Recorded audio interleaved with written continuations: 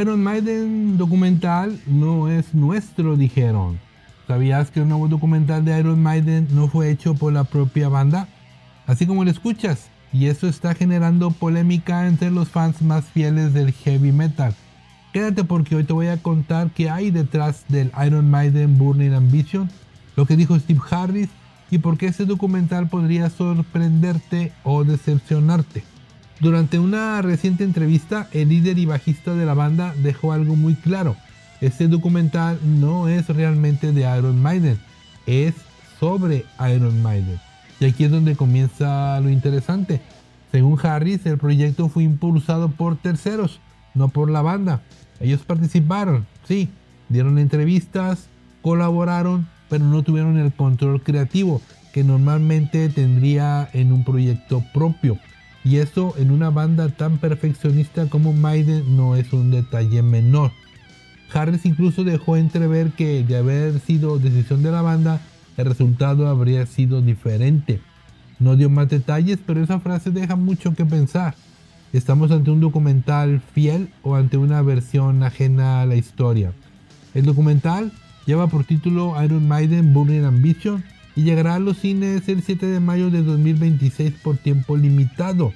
Búsquenlo, está en Cinépolis, yo ya tengo mis boletos. Y está dirigido por Malcolm Bembit y producido por Dominic Freeman. La película recorre 5 décadas de historia de la banda, desde sus inicios en el este de Londres de 1975 hasta convertirse en una leyenda global del rock. Además contará con testimonios de grandes figuras como Javier Bardem y Lars Ulrich de Metallica, todos hablando sobre el impacto de Iron Maiden en la música y la cultura mundial. Para entender la magnitud de esto, Iron Maiden no es cualquier banda. Formada en 1975 por Steve Harris, ha lanzado 17 álbumes de estudio, vendido más de 100 millones de discos y ofrecido cerca de 2.500 conciertos en 64 países. Incluso han llevado su propia gira en un avión piloteado por su vocalista Bruce Dickinson. Una auténtica locura al más puro estilo de heavy metal. Este documental llega en un momento clave. La banda está celebrando su 50 aniversario con la gira mundial Run for Your Lives. Como parte de esta celebración, también se anunció el evento especial Edfest en Newbury Park, Inglaterra. Pero volvemos a la gran pregunta. Si la banda no tuvo el control total, ¿qué tan fiel será este documental a la verdadera historia de Iron Maiden? El propio Harris lo dejó claro. La gente debería verla y formar su propia opinión. Así que no te la pierdas, consigue los boletos, ya están disponibles en Cinépolis. Repasemos. El nuevo documental de Iron Maiden, Burning Ambition, se estrenará el 7 de mayo de 2026, pero no fue producido directamente por la banda. Steve Harris confirmó que, aunque participaron, no tuvieron el control creativo total. La película recorre los 50 años de historia del grupo e incluye testimonios de figuras como Javier Bardem y Lars Ulrich. Su lanzamiento coincide con la gira mundial del 50 aniversario. Y ahora te pregunto a ti, ¿le darías una oportunidad a un documental que no fue hecho por la banda, pero que habla de su historia?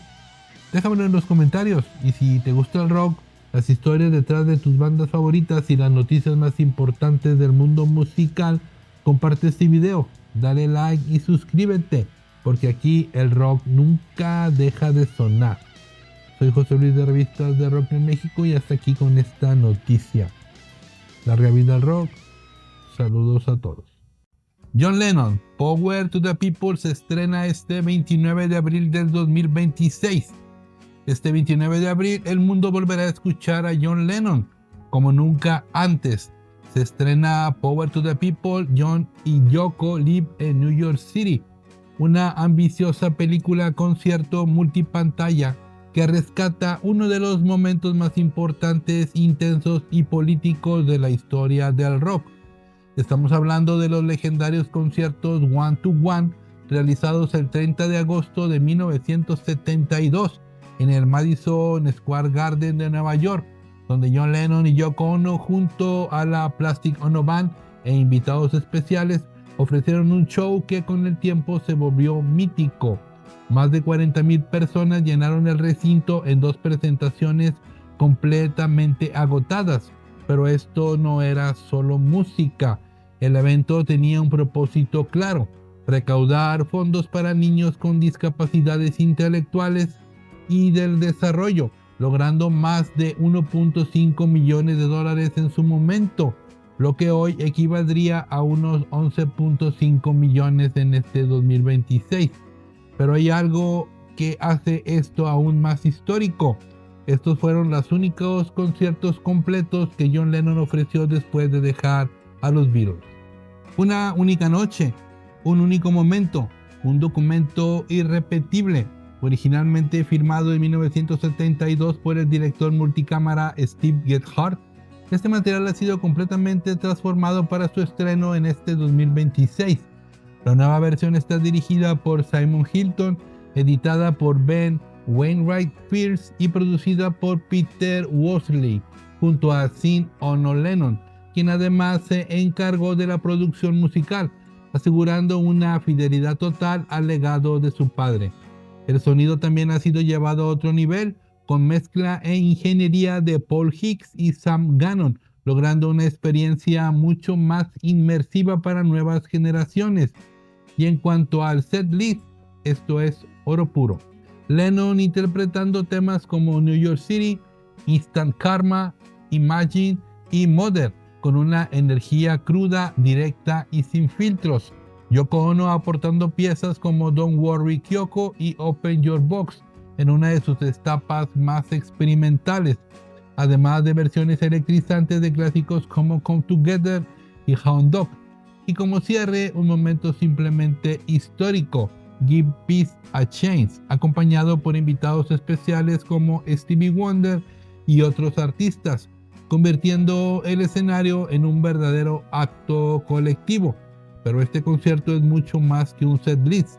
Es John Lennon en su etapa más combativa, enfrentando al sistema bajo vigilancia del FBI y usando la música como una herramienta de cambio. Después de esa noche, Lennon prácticamente se alejaría de los escenarios, dejando este show como una especie de cápsula del tiempo, de lo que fue y de lo que pudo haber sido.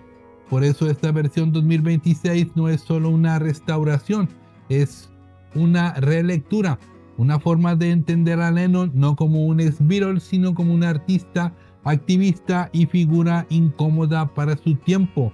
Porque Lennon no solo quería que escucharas su música, quería que reaccionaras. Y más de 50 años después, su voz sigue haciendo exactamente eso. Repasemos. Power to the People, John y Yoko Live en New York City no es solo una película concierto, es el registro del único momento en que John Lennon decidió volver al escenario como solista, en el punto más intenso de su vida artística y política. Un show con causa, con historia y con un mensaje que más de 50 años después sigue vigente. Una oportunidad única para ver a Lennon no como leyenda, sino como un artista en plena lucha. Y ahora, gracias a esta restauración del 2026, ese momento dejó de ser parte del pasado para volver a sentirse en el presente. Y ya lo sabes, si te apasiona la historia del rock y quieres descubrir más momentos como este, suscríbete y activa la campana y dime en los comentarios: ¿crees que este concierto es el más importante en la carrera solista de John Lennon? Y córrele por tus boletos, yo ya los tengo para este 3 de mayo. Soy José Luis de Revistas de Rock en México y hasta aquí la noticia rockera. Larga vida al rock, saludos a todos. John Lennon, subastan su último autógrafo. ¿Sabías que existe un objeto firmado por John Lennon apenas horas antes de morir? Y no solo eso, una guitarra legendaria de Slash, utilizada en una de las giras más exitosas de Guns N' Roses, también está a punto de cambiar de manos. Te voy a contar los detalles de una subasta que está sacudiendo al mundo del rock y que podría alcanzar cifras millonarias. Una de las subastas más importantes de memorabilia rockera está a punto de realizarse en Londres. La casa Prop Store ha confirmado que el próximo 30 de abril saldrán a la venta más de 400 artículos históricos en una subasta que ya está valuada en alrededor de 1.5 millones de libras esterlinas, es decir, cerca de 2 millones de dólares. Y aquí no estamos hablando de simples recuerdos, estamos hablando de piezas que marcaron la historia del rock. La pieza que encabeza esta subasta es nada menos que una Gibson Les Paul del 59, Custom Shop, perteneciente a Slash, sí, el legendario guitarrista de Guns N' Roses. Esta guitarra no solo está firmada, fue utilizada en el escenario durante la gira Not in This Lifetime, la gira que marcó el regreso de la formación clásica de la banda y que se convirtió en una de las más taquilleras de la historia del rock. Su valor estimado está entre los 150,000 y 300,000 libras esterlinas. Y aquí hay un punto importante, no es solo una guitarra, es un símbolo de una era en la que Guns N' Roses volvió a dominar los escenarios del mundo. Pero si hay un artículo que realmente está generando impacto, es el siguiente: un póster promocional del álbum Double Fantasy firmado por John Lennon el 8 de diciembre de 1980. Sí, el mismo día en que Lennon fue asesinado. Y atención a este dato, se cree que es uno de los únicos 4 objetos que Lennon firmó ese día, horas antes de ser atacado afuera del edificio Dakota en Nueva York. Su valor estimado está entre los 60,000 y las 120,000 libras esterlinas, pero más allá del dinero, estamos hablando de una pieza que captura uno de los momentos más impactantes en la historia de la música, y la subasta no se detiene ahí. También destaca un micrófono Shure 565 SD utilizado por Freddie Mercury, una de las voces más poderosas que ha dado el rock. Este micrófono fue entregado como reconocimiento a la banda Queen y posteriormente fue regalado por el propio Mercury a su técnico de sonido, Peter Hines, quien ahora lo pone en venta. El precio estimado está entre los 30,000 y 60,000 libras esterlinas. Además incluyen otros artículos como una pandereta utilizada por Mercury, una edición especial en vinilo azul de Bohemian Rhapsody, piezas que cualquier fan de Queen consideraría auténticos tesoros. La subasta también incluye objetos de otras figuras icónicas, una chaqueta de cuero usada por George Michael en el videoclip de Fate. La música no solo se escucha, también se colecciona y se preserva como parte de la historia cultural. Y aquí es en donde vale la pena detenernos un momento, porque estos objetos no son simples artículos de lujo, son fragmentos de historia, momentos congelados en el tiempo, la guitarra que hizo vibrar estadios, el micrófono que dio vida a himnos eternos, y este póster firmado por John Lennon en sus últimas horas de vida.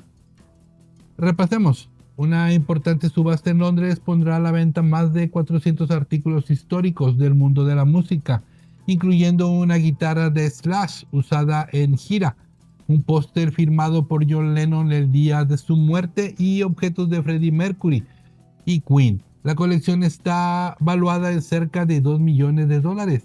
Y ahora la pregunta es para ti. Si tuvieras la oportunidad, ¿qué piezas comprarías? ¿La guitarra de Slash o el último autógrafo de John Lennon? Déjamelo en los comentarios. Quiero leerte, y si te gusta el rock, las historias detrás de la música y las noticias que realmente importan, comparte este video, dale like y suscríbete, porque aquí el rock no solo se escucha, se vive. Soy José Luis de Revistas de Rock en México y hasta aquí esta noticia rockera. Larga vida al rock y saludos a todos. Slayer anuncia conciertos para 2026. Esto no es un rumor. Slayer regresa en este 2026 y lo hará celebrando uno de los discos más brutales en la historia del metal, Reign in Blood. Pero ojo, no será una gira, no serán muchos conciertos, serán solo 2 fechas en Estados Unidos y nada más. Las leyendas del thrash metal californiano Slayer han anunciado 2 conciertos especiales para este 2026, con motivo del 40 aniversario de su icónico álbum Reign in Blood. Y atención a esto, interpretarán el disco completo en vivo. Las fechas confirmadas son el 4 de septiembre en el Mystic Lake Amphitheatre en Minnesota, y el 13 de noviembre en el Kia Forum de Los Ángeles. Y aquí viene lo importante. Estas serán las únicas 2 presentaciones en Estados Unidos donde se tocará Raining Blood completo. Y no estamos hablando de cualquier disco, estamos hablando de un álbum que redefinió el metal en 1986. Producido por el legendario Rick Rubin, este trabajo llevó el sonido de Slayer a otro nivel, más rápido, más crudo y más extremo. La revista Kerrang lo llamó el álbum más pesado de todos los tiempos, y no es para menos. Recordemos, el lanzamiento de Raining Blood no fue sencillo. Su contenido, su arte y especialmente la canción Angel of Death generaron una fuerte polémica en su momento. La canción hace referencia a Joseph Mengele y eso provocó acusaciones contra la banda. Sin embargo, Slayer siempre fue claro, no era propaganda, era una representación cruda, casi documental. El propio guitarrista Jeff Hanneman lo dijo en su momento, que la gente debía madurar y entender el contexto. Aún así, el disco fue rechazado, hasta que finalmente vio la luz, y cuando salió cambió todo. Raining Blood se convirtió en el primer álbum de Slayer en entrar al Billboard 200. En 1992 fue certificado disco de oro y hoy es considerado uno de los mejores discos de metal de todos los tiempos. Tom Araya lo recuerda como un momento clave, mientras que Kerry King asegura que fue la primera vez que realmente se escuchó a Slayer en su máxima ferocidad. Y Dave Lombardo lo resumió perfectamente. Es una obra maestra que resistirá el paso del tiempo. Para estos conciertos, Slayer mantiene la alineación clásica de sus últimos años. Tom Araya en el bajo y voz, Kerry King en la guitarra, Gary Holt en la otra guitarra y Paul Bostaph en la batería. La misma formación que vimos en su despedida en 2019 y en su regreso a los escenarios en el 2024 y 2025. De hecho, en ese regreso la banda dejó claro que seguía siendo una máquina imparable. En 2025, Slayer participó en eventos masivos como el Louder Than Life, también en un festival en Quebec con más de 100,000 asistentes, conciertos en Reino Unido ante decenas de miles de fans y también formaron parte de un momento histórico, el concierto final de Black Sabbath en Birmingham. Los conciertos de 2026 no vienen solos. En Minnesota estarán acompañados por Down, por Suicidal Tendencies y por Hatebreed, y en Los Ángeles con Cannibal Corpse, Cavalera y Crowbar, es decir, una auténtica descarga de metal extremo. 2 fechas, un disco histórico y una banda que, aunque ya se despidió, sigue demostrando que su legado está más vivo que nunca. En resumen, Slayer anunció 2 conciertos exclusivos en este 2026 para celebrar sus 40 años de Raining Blood, tocándolo completo. Serán las únicas fechas en Estados Unidos con grandes bandas invitadas y una alineación clásica. El disco sigue siendo uno de los más influyentes y controversiales del metal. La pregunta es, ¿estamos ante un homenaje o el inicio de algo más? Y ya lo sabes, si te gusta este tipo de contenido, dale like, compártelo con tu banda y suscríbete, porque aquí el rock nunca muere. Nos vemos en el siguiente video y como siempre, que siga sonando el metal. Soy José Luis de Revistas de Rock en México y hasta aquí la noticia. Larga vida al rock. Saludos a todos. Muere Dave Mason, fundador de Traffic. El rock pierde a una leyenda. El rock está de luto. Dave Mason, fundador del grupo Traffic, ha muerto. Quédate porque te voy a contar quién fue realmente este músico y por qué su legado es mucho más grande de lo que muchos imaginan. El panorama musical internacional está de luto tras confirmarse el fallecimiento de Dave Mason, músico británico nacido en 1946 y una de las figuras clave en la evolución del rock entre los años 60 y 70. El artista murió el pasado domingo en su domicilio en Nevada, Estados Unidos, según confirmó su publicista Melissa Dragic. Hasta el momento no se han revelado las causas oficiales de su fallecimiento. Sin embargo, en meses recientes, Mason había cancelado varias presentaciones y anunciado su retiro definitivo de los escenarios debido a complicaciones de salud derivadas de una infección. Para entender la importancia de Dave Mason, hay que regresar a finales de los años 60. En 1967, junto a Steve Winwood, Jim Capaldi y Chris Wood, fundó Traffic, una banda que no solo destacó, sino que rompió moldes. Traffic no era una banda convencional, fusionaba rock psicodélico, folk, jazz e incluso elementos de música experimental, en una época en donde pocos se atrevían a hacerlo. Y ahí Dave Mason fue pieza clave, no solo como guitarrista, sino como compositor. Canciones como Feeling Alright, que con el tiempo sería versionada por artistas como Joe Cocker, mostraban su capacidad para crear música distinta, atrevida y adelantada a su tiempo. Curiosamente, muchos de esos temas no fueron éxitos inmediatos, pero con los años se convirtieron en verdaderos clásicos. Y hay un dato que muchos no recuerdan. Dave Mason también participó en uno de los álbumes más importantes de la historia del rock. Sí, estuvo involucrado en el Electric Ladyland de Jimi Hendrix, colaborando en la canción All Along the Watchtower. Eso habla del nivel, del respeto y del talento que tenía dentro de la industria. Tras su paso intermitente por Traffic, porque entraba y salía de la banda, Mason desarrolló una sólida carrera como solista. En los años 70 lanzó varios álbumes que consolidaron su estilo, más enfocado al rock melódico y al folk rock. Uno de sus mayores éxitos fue We Just Disagree, una canción que hasta hoy sigue sonando en estaciones de radio clásicas. Y aunque nunca fue una figura mediática o escandalosa, su música siempre habló por él. Dave Mason pertenece a esa generación de músicos que no necesitaban reflectores constantes para dejar huella, de esos artistas que construyeron el rock desde la creatividad, no desde la fama. Su legado está en la evolución del sonido, en la libertad musical y en haber abierto caminos que hoy muchos recorren.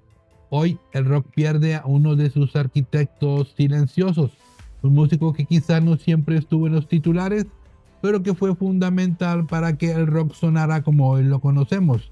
Dave Mason ha muerto, pero su música definitivamente no. Repasemos. Murió Dave Mason, fundador de Traffic. El músico británico falleció en Nevada tras problemas de salud. Fue pieza fundamental en la creación de un sonido innovador que mezclaba rock, folk y jazz. Autor de clásicos como Feeling Alright. También colaboró con Jimi Hendrix y tuvo una destacada carrera solista. Su legado permanece como uno de los pilares del rock moderno. Si creciste escuchando este tipo de rock o si apenas estás descubriendo estas leyendas, este es el momento de mantener viva su música. Déjame en los comentarios cuál es tu canción favorita de Dave Mason o de Traffic. Y si te gusta este tipo de contenido, comparte este video con otros rockeros. Dale like y suscríbete, porque aquí el rock nunca muere. Soy José Luis de Revistas de Rock en México y hasta aquí esta triste noticia rockera. Larga vida al rock. Saludos a todos.